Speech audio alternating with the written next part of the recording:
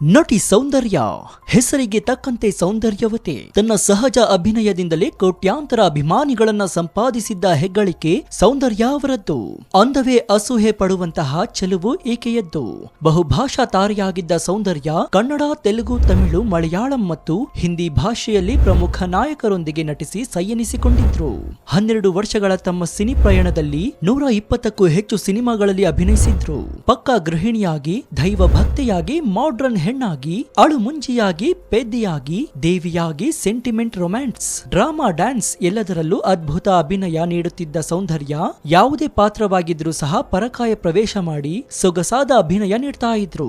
ಯಶಸ್ಸಿನ ಉತ್ತುಂಗದಲ್ಲಿರುವಾಗಲೇ ರಾಜಕೀಯದಲ್ಲೂ ಸಕ್ರಿಯವಾಗಲೆಂದು ಬಂದಿದ್ದೇ ಅವರ ಜೀವಕ್ಕೆ ಮುಳುವಾಯಿತು. ನೆಮ್ಮದಿಯಿಂದ ಸಾಗುತ್ತಿದ್ದ ಸೌಂದರ್ಯ ಸುಂದರ ಜೀವನವು ಛಿದ್ರವಾಗಲು ಒಂದು ಮಿನಿ ವಿಮಾನ ದುರಂತವೇ ಕಾರಣವಾಯಿತಾ? ಏಪ್ರಿಲ್ 12, 2014ರಂದು ಮಿನಿ ವಿಮಾನ ದುರಂತದಿಂದ ನಿಧನ ಹೊಂದಿದ್ದ ಸೌಂದರ್ಯ ಅವರ ಕಡೆಯ ದಿನ ಹೇಗಿತ್ತು? 5 ತಿಂಗಳ ಗರ್ಭಿಣಿಯಾಗಿದ್ದ ಸೌಂದರ್ಯ ಸಾವಿನ ಹಿಂದಿನ ಅಸಲಿಯತ್ತೇನು? ಸೀರೆಗೆ ಬೆಂಕಿ ಬಿದ್ದರೂ ಸಹ ಅದನ್ನ ಹಾರಿಸಲು ಸಿಬ್ಬಂದಿಗಳಿಂದ ಸಾಧ್ಯವಾಗಿಲ್ಲ ಯಾಕೆ? ಸೌಂದರ್ಯ ಪ್ರಾಣವನ್ನ ತೆಗೆದಿದ್ದು ನಾಗವಲ್ಲಿನಾ? ನಾಗವಲ್ಲಿ ಪಾತ್ರದಲ್ಲಿ ನಟಿಸಿದ ಸೌಂದರ್ಯಗೆ ನಾಗವಲ್ಲಿ ಕಾಟ ಶುರುವಾಗಿತ್ತ? ಆಪ್ತಮಿತ್ರ ಸಿನಿಮಾ ಶೂಟಿಂಗ್ ವೇಳೆ ಸೌಂದರ್ಯಗೆ ನಾಗವಲ್ಲಿ ಕೊಟ್ಟ ಕಾಟ ಅಷ್ಟಿಷ್ಟಲ್ಲ. ಹಾಗಾದ್ರೆ ಸೌಂದರ್ಯ ಅಂತ್ಯಕ್ಕೆ ನಾಗವಲ್ಲಿಯೇ ಕಾರಣವಾಗಿದ್ದು ಹೇಗೆ ಅನ್ನೋದರ ಎಲ್ಲಾ ಇಂಚಿಂಚು ಮಾಹಿತಿಯನ್ನ ಇವತ್ತಿನ ಈ ವಿಡಿಯೋದಲ್ಲಿ ನೋಡೋಣ. ವಿಡಿಯೋ ತುಂಬಾ ಇಂಟ್ರೆಸ್ಟಿಂಗ್ ಆಗಿರುತ್ತೆ. ದಯವಿಟ್ಟು ಯಾರು ವಿಡಿಯೋವನ್ನ ಸ್ಕಿಪ್ ಮಾಡಬೇಡಿ, ಪೂರ್ತಿಯಾಗಿ ನೋಡಿ. ಈ ಮಾಹಿತಿಗಳನ್ನೆಲ್ಲ ತುಂಬಾ ಕಷ್ಟಪಟ್ಟು ನಿಮಗೆ ತಿಳಿಸೋದಕ್ಕೆ ಒಂದು ಪ್ರಯತ್ನವನ್ನ ಮಾಡಿದ್ದೀನಿ. ನನ್ನ ಈ ಶ್ರಮಕ್ಕೆ ನಿಮ್ಮಿಂದ ಬಯಸೋದು ಕೇವಲ ಒಂದೇ ಒಂದು ಮೆಚ್ಚುಗೆ, ಅಂದ್ರೆ ಲೈಕ್ ಮಾತ್ರ. ಕೊಟ್ರ ಲೈಕು, ಜೊತೆಗೆ ಸೌಂದರ್ಯ ಅಭಿನಯದ ಯಾವ ಸಿನಿಮಾ ಹಾಗೂ ಯಾವ ಪಾತ್ರ ಇಷ್ಟವಾಯಿತು ಅಂತ ಕಮೆಂಟ್ ಮಾಡಿ. ಸೊ ಇನ್ಯಾಕ್ ತಡ, ಬನ್ನಿ ಸುದ್ದಿ ಜಾಲದೊಳಗೆ ಹೋಗೋಣ. ನಟಿ ಸೌಂದರ್ಯ ಜುಲೈ 18, 1972ರಂದು ಕರ್ನಾಟಕದ ಮುಳುಬಾಗಿಲು ಎಂಬಲ್ಲಿ ಅಪ್ಪಟ ಕನ್ನಡಿಗರ ಕುಟುಂಬದಲ್ಲಿ ಜನಿಸಿದ್ರು. ತಂದೆ ಸತ್ಯನಾರಾಯಣ ಅಯ್ಯರ್, ತಾಯಿ ಮಂಜುಳಾ. ಸೌಂದರ್ಯ ಅವರ ಮೂಲ ಹೆಸರು KS ಸೌಮ್ಯ. MBBS ನ ಮೊದಲ ವರ್ಷದಲ್ಲಿದ್ದಾಗಲೇ ಕನ್ನಡ ಚಿತ್ರವೊಂದರಲ್ಲಿ ನಟಿಸೋದಕ್ಕೆ ಅವಕಾಶ ಸಿಗುತ್ತೆ. 1992ರಲ್ಲಿ ಕನ್ನಡ ಚಿತ್ರರಂಗಕ್ಕೆ ಪಾದಾರ್ಪಣೆ ಮಾಡಿದ ಅವರಿಗೆ ಸೌಂದರ್ಯ ಎನ್ನುವ ಹೆಸರನ್ನ ಮರುನಾಮಕರಣ ಮಾಡಲಾಯಿತು.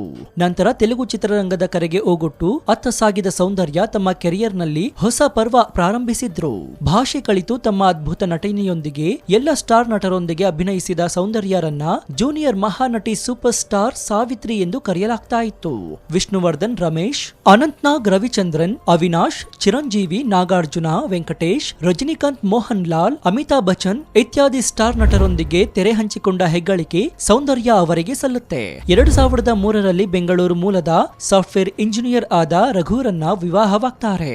ತಮ್ಮ ವೈಯಕ್ತಿಕ ಜೀವನದಲ್ಲಾಗಲಿ ವೃತ್ತಿ ಜೀವನದಲ್ಲಾಗಲಿ ಯಾವುದೇ ವಿವಾದಕ್ಕೆ ಎಡೆ ಮಾಡಿಕೊಡದೆ ಅಚ್ಚುಕಟ್ಟಾಗಿ ಎಲ್ಲವನ್ನ ನಿಭಾಯಿಸ್ತಾ ಇದ್ರು. ಅಂದು ಏಪ್ರಿಲ್ 14, 2004 ಇಡೀ ಆಂಧ್ರ ಪ್ರದೇಶವೇ ಚುನಾವಣೆಯ ನಿರೀಕ್ಷೆಯಲ್ಲಿತ್ತು. ಬಿಜೆಪಿ, ಟಿಡಿಪಿ, ಟಿಆರ್ಎಸ್, ಕಾಂಗ್ರೆಸ್ ಹೀಗೆ ಎಲ್ಲ ಪಾರ್ಟಿಗಳು ಚುನಾವಣಾ ಪ್ರಚಾರದಲ್ಲಿ ನಿರತರಾಗಿದ್ವು. ಅಧಿಕಾರ ಗಿಟ್ಟಿಸಿಕೊಳ್ಳುವ ಆಸೆಯಿಂದ ಸಿನಿ ನಟರನ್ನ ತಮ್ಮ ಪಕ್ಷ ಪ್ರಚಾರಕ್ಕೆ ಬಳಸಿಕೊಳ್ಳಲು ಪ್ರಾರಂಭಿಸಿದ್ರು. ರಾಜಕೀಯ ನಾಯಕರು ಕರೀಂನಗರ ಕ್ಷೇತ್ರದಲ್ಲಿ ಎಂಪಿ ಅಭ್ಯರ್ಥಿ ವಿದ್ಯಾಸಾಗರ್ ರಾವ್ ಅವರ ಪರವಾಗಿ ಸ್ಟಾರ್ ನಟಿ ಸೌಂದರ್ಯ ಅವರು ಪ್ರಚಾರ ಮಾಡಬೇಕೆಂದು ತೀರ್ಮಾನಿಸಲಾಗಿತ್ತು. ಏಪ್ರಿಲ್ 14, 2004ರ ಮುಂಚೆಯೇ ಸೌಂದರ್ಯ ಬಿಜೆಪಿಗೆ ಸೇರಿದ್ದಾರೆ. ಏಪ್ರಿಲ್ 17, 2004 ಶನಿವಾರದಂದು ಚುನಾವಣೆಯ ಪ್ರಚಾರ ಅಂಗವಾಗಿ ಕರೀಂನಗರಕ್ಕೆ ತೆರಳಲು ಸೌಂದರ್ಯ ನಿರ್ಧರಿಸುತ್ತಾರೆ. ಸೌಂದರ್ಯ ಅವರ ಅಣ್ಣ ಅಮರನಾಥ್, ಅತ್ತಿಗೆ ನಿರ್ಮಲಾ, ಅಣ್ಣನ ಮಗಳು, ಅಣ್ಣನ ಬಾಲ್ಯ ಸ್ನೇಹಿತ ಕದಂ ರಮೇಶ್ ಇಷ್ಟು ಮಂದಿ ಅದೇ ದಿನ ಕಾರಿನಲ್ಲಿ ಬೆಂಗಳೂರಿಗೆ ಬರ್ತಾರೆ. ಲೋಕಾಭಿರಾಮ ಮಾತುಗಳನ್ನಾಡುತ್ತಾ ಕಾರಿನಲ್ಲಿ ಪ್ರಯಾಣಿಸಿದ್ದನ್ನ ಇಂದಿಗೂ ಕಣ್ಣಿಗೆ ಕಟ್ಟುವಂತಿದೆ ಎಂದು ಅತ್ತಿಗೆ ನಿರ್ಮಲಾ ವಿವರಿಸಿದ್ದಾರೆ. ಸೌಂದರ್ಯ ಅತ್ತಿಗೆ ಹೀಗೆ ಸಾಗುತ್ತಾ ಅವರು ತಲುಪಿದ್ದು ಜಕ್ಕೂರು ನಿಲ್ದಾಣ. ಅಲ್ಲಿ ಅಗ್ನಿ ಏವಿಯೇಷನ್ಗೆ ಸೇರಿದ್ದ 4 ಆಸನಗಳ ಮಿನಿ ವಿಮಾನ ಇವರಿಗಾಗಿ ಸಿದ್ಧವಾಗಿತ್ತು. ಜೋಪಾನ ಹುಷಾರವಾಗಿ ಹೋಗಿ ಬೇಗ ಬನ್ನಿ ಎಂದು ಅತ್ತಿಗೆ ನಿರ್ಮಲಾ ಅಮರ್ನಾಥ್ಗೂ ಸೌಂದರ್ಯಗೂ ಹೇಳ್ತಾರೆ. ಸೌಂದರ್ಯ ತನ್ನೊಂದಿಗೆ ಇದ್ದ ಅಣ್ಣನ ಮಗಳನ್ನ ಮುದ್ದಿಸಿ ಅತ್ತಿಗೆಗೆ ನೀಡಿ ಹೋಗಿ ಬರುತ್ತೇನೆ ಎಂದು ವಿದಾಯ ಹೇಳ್ತಾರೆ. ಎಲ್ಲರಿಗೂ ಟಾಟಾ ಎಂದು ಕೈ ಬೀಸಿ ಅದೇ ನಗುಮುಖದೊಂದಿಗೆ ಮತ್ತೊಮ್ಮೆ ಹಿಂತಿರುಗಿ ನೋಡಿ ನಿಗದಿಪಡಿಸಿದ್ದ ಆ ಮಿನಿ ವಿಮಾನವನ್ನ ಏರ್ತಾರೆ. ಸೌಂದರ್ಯ ಅವರ ಅಣ್ಣ ಅಮರನಾಥ್ ಸ್ನೇಹಿತನನ್ನ ಸೇರಿದಂತೆ ಒಟ್ಟು 4 ಮಂದಿ ವಿಮಾನ ಹತ್ತಾರೆ.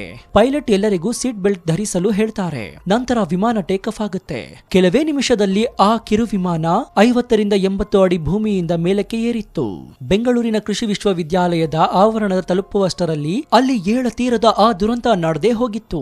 ಆಗಸದಲ್ಲೇ 3-4 ಸುತ್ತು ಸುತ್ತಿದ ಆ ಮಿನಿ ವಿಮಾನ ಪೈಲಟ್ ಸ್ಪೀಡ್ ಅನ್ನ ಹೆಚ್ಚಿಸಿದ್ದೇ ತಡ ಆಯತಪ್ಪಿ ಅದೇ ವೇಗದಲ್ಲಿ ನೆಲಕ್ಕೆ ಬಂದಪ್ಪಳಿಸಿತ್ತು. ಅರೆ ಏನಾಗ್ತಿದೆ ಎಂದು ಅನ್ನೋಷ್ಟರೊಳಗೆ ಎಲ್ಲರೂ ಗಾಬರಿಗೊಂಡು ಪೈಲಟ್ ಅನ್ನ ನೋಡಿದ್ರು. ಪೈಲಟ್ ಹಿಂದೆ ತಿರುಗಿ ಕುಳಿತವರಿಗೆ ಸಮಾಧಾನ ಹೇಳುವ ಪ್ರಯತ್ನ ಮಾಡುವಾಗಲೇ ಆ ಮಿನಿ ವಿಮಾನ ಕ್ರಾಶ್ ಆಗಿತ್ತು. ಅಲ್ಲಿ ನಡೆದಿದ್ದವರಿಗೆಲ್ಲರಿಗೂ ಅಲ್ಲೇನು ನಡೀತಿದೆ ಅಂತ ಅರ್ಥೈಸಿಕೊಳ್ಳುವಷ್ಟರಾಗಲೇ ಆ ದುರಂತ ನಡೆದೇ ಹೋಗಿತ್ತು. ಬೆಂಗಳೂರಿನ ಕೃಷಿ ವಿಜ್ಞಾನ ಕಾಲೇಜಿನ ಆವರಣದಲ್ಲಿ ಆ ಮಿನಿ ವಿಮಾನ ಪತನಗೊಂಡಿತ್ತು. ಮನೆಗೆ ತೆರಳಲು ತರಾತುರಿಯಲ್ಲಿದ್ದ ಸೌಂದರ್ಯರ ಅತ್ತಿಗೆಗೆ ಶಾಕ್ ನಿಂದ ಹೊರಬರಲು ಆಗ್ಲೇ ಇಲ್ಲ. ಅಲ್ಲಿದ್ದ ಜನಸ್ತೋಮ ದಿಗ್ಭ್ರಾಂತಗೊಂಡು ಕಾಪಾಡಿ ಕಾಪಾಡಿ ಎಂದು ಆರ್ತನಾದ ಅಪಘಾತದ ಸಮಯದಲ್ಲಿ ಕೇಳಿಬಂತು. ವಿಮಾನ ಸಿಬ್ಬಂದಿಗಳು ಸಹಾಯ ಮಾಡಲು ಸಿದ್ಧರಾದರೂ ವಿಧಿ ಅದಕ್ಕೆ ಅವಕಾಶ ನೀಡಲೇ ಇಲ್ಲ. ಪತನಗೊಂಡ ವಿಮಾನ ದ್ವಾರವನ್ನ ಗಾರ್ಡ್ಗಳು ಹೊಡೆದು ಹಾಕಿ ಒಳಗಿದ್ದವರನ್ನ ಸೇಫ್ ಆಗಿ ಕರೆತರಲು ಪ್ರಯತ್ನ ಮಾಡ್ತಾರೆ. ಪತನಗೊಂಡ ತಕ್ಷಣವೇ ಬೆಂಕಿ ಹೊತ್ತಿ ವಿಮಾನದೊಳಗಿದ್ದವರ ಶರೀರ ಬೆಂಕಿ ಆಹುತಿಯಾಯಿತು.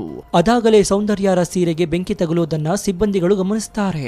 ಅದೆಷ್ಟೇ ಪ್ರಯತ್ನ ಪಟ್ಟರೂ ಒಳಗಿದ್ದವರ ಯಾರನ್ನೂ ಕೂಡ ರಕ್ಷಿಸಲು ಆಗ್ಲೇ ಇಲ್ಲ. ಮತ್ತೊಮ್ಮೆ ದೊಡ್ಡ ಶಬ್ದದೊಂದಿಗೆ ಅಗ್ನಿ ಜ್ವಾಲೆ ಹೆಚ್ಚಾಗಿ ಇಡೀ ವಿಮಾನವು ಇನ್ನಷ್ಟು ವೇಗದಲ್ಲಿ ಹೊತ್ತಿ ಹುರಿಯಿತ್ತು. ಕೆಲ ಸಿಬ್ಬಂದಿಗಳಿಗೆ ಬೆಂಕಿಯಿಂದ ಸುಟ್ಟ ಗಾಯಗಳಾಗಿದ್ವು.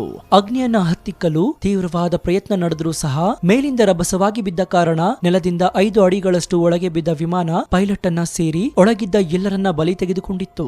ಹೊತ್ತಿದ್ದ ಬೆಂಕಿಯನ್ನ ಸಂಪೂರ್ಣವಾಗಿ ಹಾರಿಸಲು ಸುಮಾರು 30 ನಿಮಿಷ ಬೇಕಾಯಿತು. ಅದರಿಂದೇನು ಪ್ರಯೋಜನ ಆಗ್ಲೇ ಇಲ್ಲ. ನಡೀಬಾರದ ದುರಂತ ನಡೆದು ಹೋಗಿತ್ತು. 4 ಪ್ರಾಣಗಳು ಪಂಚಭೂತದಲ್ಲಿ ವಿಲೀನಗೊಂಡಿದ್ದವು. ಕಣ್ಣ ಮುಂದೆಯೇ ಇಂತಹ ಪ್ರಮಾದ ನಡೆದ್ರೂ ಅಲ್ಲಿದ್ದ ಜನರ ಕೈಯಲ್ಲಿ ಏನು ಮಾಡಲು ಸಾಧ್ಯವಾಗ್ಲೇ ಇಲ್ಲ. ಹೋಗಿ ಬರುತ್ತೇನೆ ಎಂದು ಹೇಳಿ ಹೋದ ತನ್ನ ಗಂಡ ಮತ್ತು ನಾದಿನಿ ಕಣ್ಣ ಮುಂದೆ ಅಗ್ನಿಗೆ ಆಹುತಿಯಾಗಿದ್ದನ್ನ ಕಂಡು ನಿರ್ಮಲರ ಆಕ್ರಂದನ ಮುಗಿಲು ಮುಟ್ಟಿತ್ತು.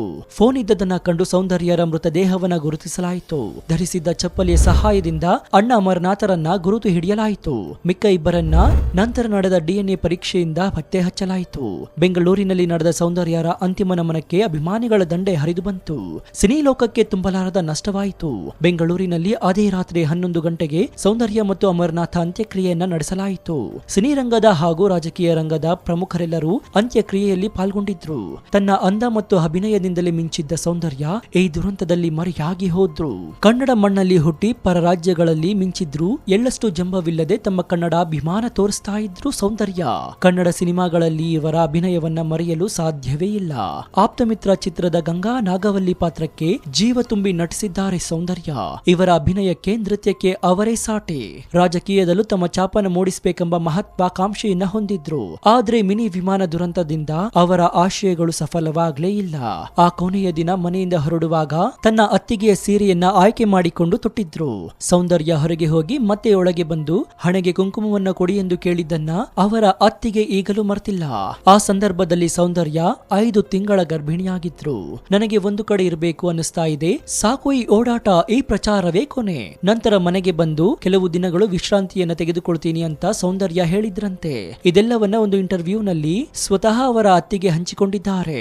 3 ನಂದಿ ಪ್ರಶಸ್ತಿ, 2 Karnataka state film award, 6 south film fair ಪ್ರಶಸ್ತಿಗೆ ಸೌಂದರ್ಯ ಬಾಧ್ಯರಾಗಿದ್ದಾರೆ. ಆದ್ರೆ ಈಗಲೂ ಎಲ್ಲರಲ್ಲೂ ಕಾಡ್ತಾ ಇರುವ ಪ್ರಶ್ನೆ ಏನಂದ್ರೆ, ನಟಿ ಸೌಂದರ್ಯ ಸಾವು ಆಕಸ್ಮಿಕವೋ ಇಲ್ಲ ಉದ್ದೇಶ ಪೂರಕವೋ? ರಾಜಕೀಯ ಪ್ರಚಾರಕ್ಕೆ ಹೋಗೋ ಸಂದರ್ಭದಲ್ಲಿ ಹೀಗಾಗಿರೋದು ನಿಜಕ್ಕೂ ಅನುಮಾನಗಳನ್ನ ಮೂಡಿಸ್ತಾ ಇದೆ. ಅಷ್ಟೇ ಅಲ್ಲದೆ ಸೌಂದರ್ಯ ಅವರು ನಾಗವಲ್ಲಿ ಸಿನಿಮಾ ಮಾಡಿದ ನಂತರ ಹಲವಾರು ಅವಘಡಗಳನ್ನ ಎದುರಿಸಬೇಕಾಯಿತು. ಒಂದು ವೇಳೆ ಇದು ನಾಗವಲ್ಲಿಯ ಕೈವಾಡ ಇರಬಹುದು ಎಂದು ಹಲವರು ಅಭಿಪ್ರಾಯವನ್ನ ಪಟ್ಟಿದ್ದಾರೆ. ಆದ್ರದೇನೇ ಆಗ್ಲಿ, ನಟಿ ಸೌಂದರ್ಯ ಸಾವು ನಿಜಕ್ಕೂ ಒಂದು ಮರೆಯಲಾರದ ದುರಂತ. ನಾವು ಕೊಟ್ಟ ಈ ಮಾಹಿತಿ ನಿಮಗೆ ಇಷ್ಟವಾದಲ್ಲಿ ಒಂದು ಲೈಕ್ ಜೊತೆಗೆ ನಿಮ್ಮ ಅನಿಸಿಕೆ ಏನು ಅಂತ ಕಮೆಂಟ್ ಮೂಲಕ ತಿಳಿಸಿ. ಇದರಿಂದ ನಮಗೆ ಇನ್ನೂ ಹೆಚ್ಚೆಚ್ಚು ವಿಷಯಗಳನ್ನ ನಿಮ್ಮ ಮುಂದೆ ಹಂಚಿಕೊಳ್ಳಲು ಉತ್ಸುಕರಾಗ್ತೀವಿ. ಇನ್ನು ನಮ್ಮ ಚಾನೆಲ್ ನಲ್ಲಿ ಇಂತಹ ಅನೇಕ ಕುತೂಹಲಕಾರಿ ವಿಡಿಯೋಗಳು ಇವೆ. ಅದನ್ನು ನೋಡಿ ಪ್ರೋತ್ಸಾಹಿಸಿ. ಧನ್ಯವಾದ.